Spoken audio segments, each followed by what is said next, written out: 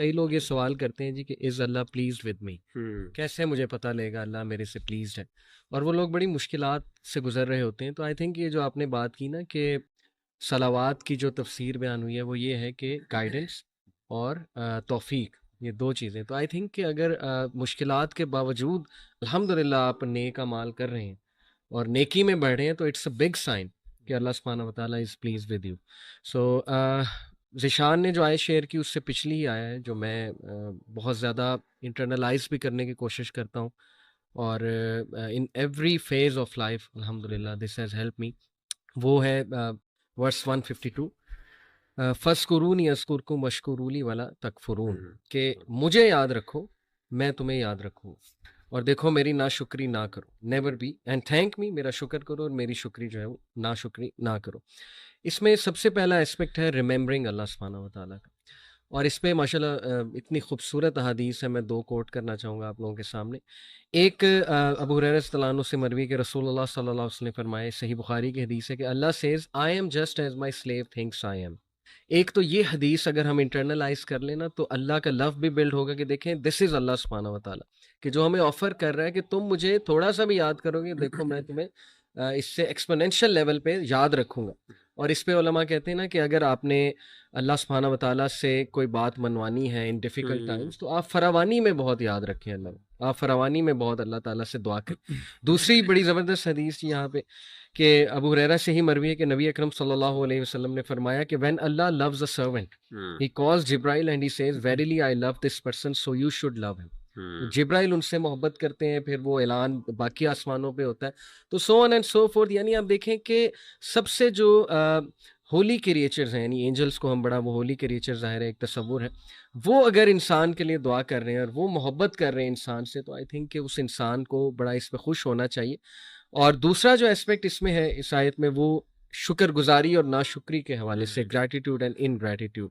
سبحان اللہ. دیکھیں احمد بھائی آپ نے کل ذکر کیا تھا کہ بنی اسرائیل سے ٹرانسفر آف لیڈرشپ ہوئی اور ان کی کچھ مسٹیکس تھیں جس کی وجہ سے یہ سارا معاملہ ہوا. اس میں آپ نے ہی مینشن کیا تھا کہ بہت بڑی مسٹیک تھی ناشکری.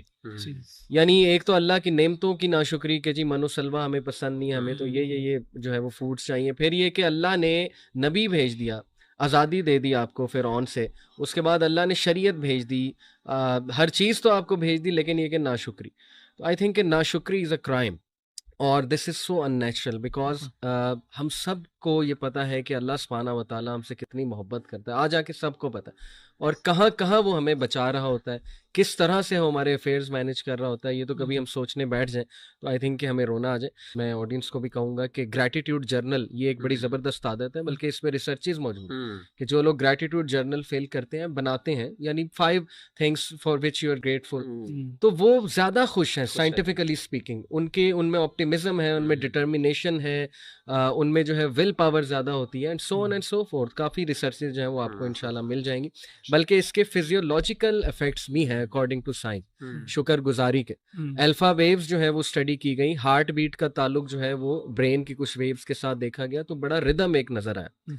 تو ماشاءاللہ دیکھیں جو بھی احکامات دین اسلام کے ہیں they are absolutely scientific. So دیکھیں مائی پوائنٹ از کہ الحمدللہ we should be very thankful to Allah کہ ہمیں ایک بنا بنایا سسٹم اللہ سبحانہ تعالیٰ نے دے دیا، وہ پرنسپلز دے دیے جن پہ عمل کر کے ہم ایک بہترین اور سیلف فلفلمنٹ والی زندگی الحمدللہ جو ہے گزار سکتے. اچھا، ویسے تو سورہ بقرہ کا ایک جو ہے نا وہ موضوع چل رہا ہے، لیکن بالکل اگر ہم مائکرو فوکس ہو کے کوئی ایک آیت دیکھیں جو مجھے پرسنلی کافی پروفاؤنڈ لگتی ہے. اس پارے کے شروع میں اللہ تعالیٰ نے اس میں ایک رول بتایا. سورہ فاتحہ میں ہم نے کل دیکھا تھا کہ ایاک نعبد و ایاک نستعین، کہ اللہ ہم آپ ہی کی عبادت کرتے ہیں اور آپ ہی سے مدد مانگتے ہیں.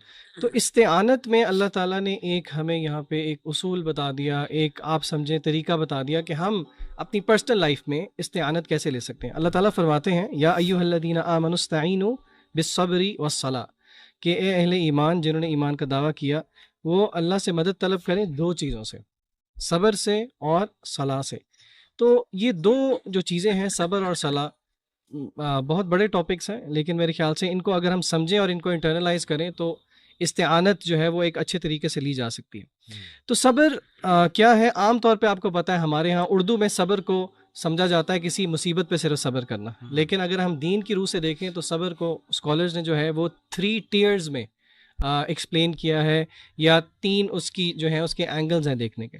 سب سے پہلا اینگل انہوں نے بتایا کہ اللہ تعالیٰ کی اطاعت پہ صبر کرنا، یعنی کہ جو بھی اللہ تعالیٰ کے احکام ہیں ان کو بجا لانا در حقیقت صبر ہے، اور قرآنی آیات اس پہ دلالت کرتی ہیں کافی ساری. پھر اسی طرح اللہ تعالیٰ نے جن چیزوں سے روکا ہے ان سے رک جانا، یعنی کہ اللہ نے جن چیزوں کو منع کیا ہے ان سے رک جانا، یہ بھی صبر کی ایک قسم ہے. صحیح.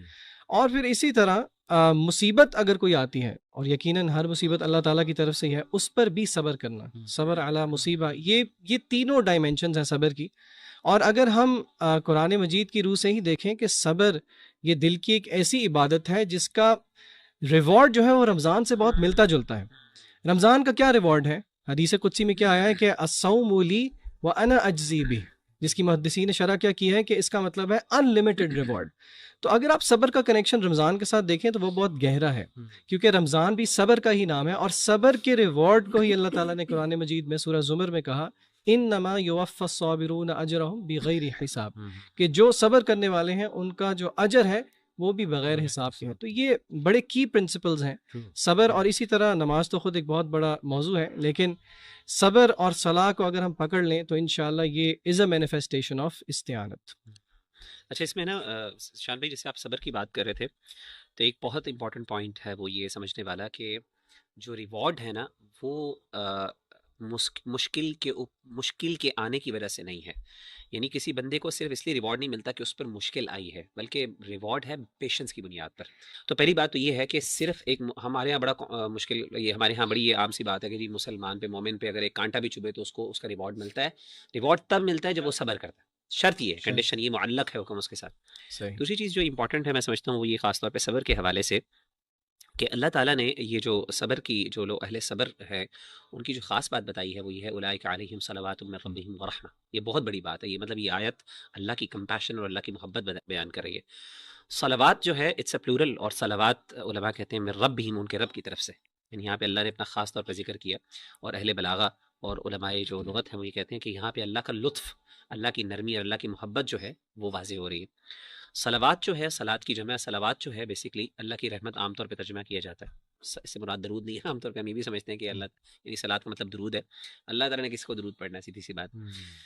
تو اس کا مطلب یہ ہے کہ صلوات کے مطلب 2 ہیں. علماء نے کہا کہ صلوات کا تعلق دنیاوی لائف اور اخروی لائف کے ساتھ ہے. یعنی اللہ کی رحمتیں دنیا میں کیا ہیں؟ 2 چیزوں کی صورت میں، ایک ارشاد اور دوسرا توفیق. یعنی اللہ تعالیٰ دنیا میں انسان کو گائیڈنس دیتے ہیں. صلوات کا مطلب یہ، کیونکہ رحمت الگ سے ذکر کی. تو ارشاد کا مطلب یہ ہے کہ اللہ تعالیٰ ایک بندے کو گائیڈنس بھی دیتے ہیں، یعنی ارشاد، اور دوسرا توفیق. صرف گائیڈنس کافی نہیں ہے، عمل کی توفیق بھی بہت امپورٹنٹ ہے. اور آخرت میں بھی صلوات، آخرت میں صلوات کا مطلب 2 ہے. وہ یہ ہے کہ ایک تو ریوارڈ ثواب، اور دوسرا مغفرت. یعنی ثواب کس پر؟ جو اچھے عمل کیے ہیں، اور مغفرت جو برائیاں یا غلطیاں